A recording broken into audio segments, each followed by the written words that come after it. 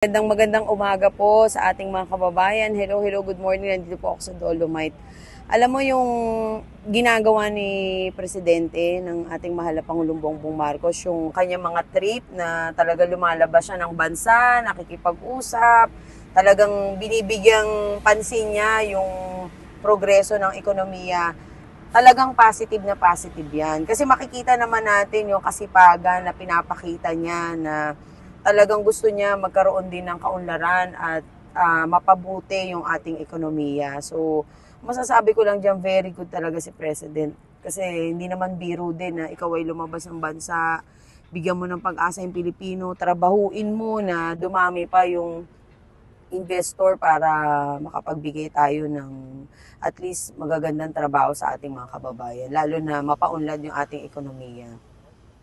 Ma'am, pangalawa po, lalong tumataas po ngayon ang approval rating sa SWE survey nitong last quarter ng 2023.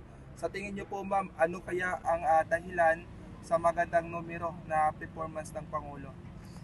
Yung pagiging transparent niya, yung bawat trip niya na binabalita niya, sinasabi niya, pinapakita niya ano ba talaga yung naging outcome ng kanyang trip, yun syempre, yung pagiging transparency, pagiging totoo, na yung ginagawa niya talaga para sa ikakabuti ng mga Pilipino. Ma'am, number 3 ma'am, matunog po ngayon ang pagsulong para sa charter chains, lalong-lalo na sa economic provision nito. Kaya po ba, ma'am, pabor po ba, no? Kayo po ba ay pabor po ba na maisa katuparan ang pag-amyenda nito sa ating konstitusyon para sa makapasok sa mga foreign direct investor? Actually, hindi naman tayo pwedeng tumutol sa ikakabuti ng ating ekonomiya. So kung makakabuti yan at talagang makakapagbigay pa ng mga trabaho, ng makakatulong pa sa ating mga Pilipino, syempre, dapat suportahan na lang natin. Kung saan makakabuti yung kalagayan natin na magkaroon tayo ng kaunlaran, lalo na sa ekonomiya. Ang hirap kaya kapag kabagsak ang ekonomiya, syempre ang maapektuhan dyan, mga tao katulad natin. So, favor ako basta sa ikakabuti para sa ating mga Pilipino. Tayo naman, yung namang pag-amyenda, yung sa charter change, yan lang yung para sa kaunlaran, matutukan yung economic progress natin. Matutukan yung talagang makapagbigay din ng trabaho, ng negosyo, ng pag-asa at saka ng opportunity sa ating mga Pilipino. Ma'am, konting share naman po doon sa programa na nagpapatuloy ngayon, especially yung sa mga senior citizen na from 43 billion na puntos para sa mga senior citizen. At ngayon naman may panibago na namang pinirmahan si Pangulong Bongbong Marcos at isa pa doon yung 1,000 na po monthly yung sa social pension. Actually, talagang very good news po yan dahil nga naibaba na ng ating mahal na Pangulong Bongbong Marcos yung 43 billion pesos para sa health insurance ng mga senior citizen. At syempre, dagdag benepisyo rin yung 1,000 pesos na para sa ating mga indigent na mga senior citizen na talagang yung walang-wala, magkaroon sila ng chance na magkaroon sila ng pension na makakatulong para sa kanila. Syempre, unang-una masasabi ko lang dyan, ako naman ever since nag-umpisa sa online registration up to now, na natutuwa ako kasi umabot na ng 5 milyon ang mga nakarehistro ng mga senior citizen at patuloy pa natin itong gagampanan para lahat ng senior citizen ay masiguro natin na marehistro para yung kanilang 43 billion pesos ay talagang mapunta sa kanila direct. Dahil alam nyo naman, ang buhay ng isang senior citizen napakahirap. Kung tayo nga nasa middle age, di ba, nahihirapan, napapagod, what more pa yung ating mga senior citizen na kaya ito ay isa ring pasasalamat natin sa mahal na Pangulong Bongbong Marcos dahil sa pagbibigay atensyon niya para mabigyan din ng tulong yung ating mga senior citizen. Malaking bagay po ito. Kaya sana para sa ating mga kababayan na may mga senior citizen sa kanilang tahanan o may magulang pa o kamag-anak, tulungan po natin sila na makapagparehistro online kasi ito rin yung paraan natin na mabigyan sila ng tulong, lalo na maramdaman nila na mahal sila ng ating gobyerno. Kaya sana sa ating mga senior citizen, mag-visit po kayo sa website na www.ncsc.gov.ph na kung saan dito pwede po kayo magparehistro online at makikita nyo yung mga activities ng NCSC at yung mga programa na nakalaan para sa ating mga senior citizen. Ma'am, schedule niyo po sa Media House Express? Oo, every Saturday meron akong teleradyo sa Media House Express 1 to 2 p.m.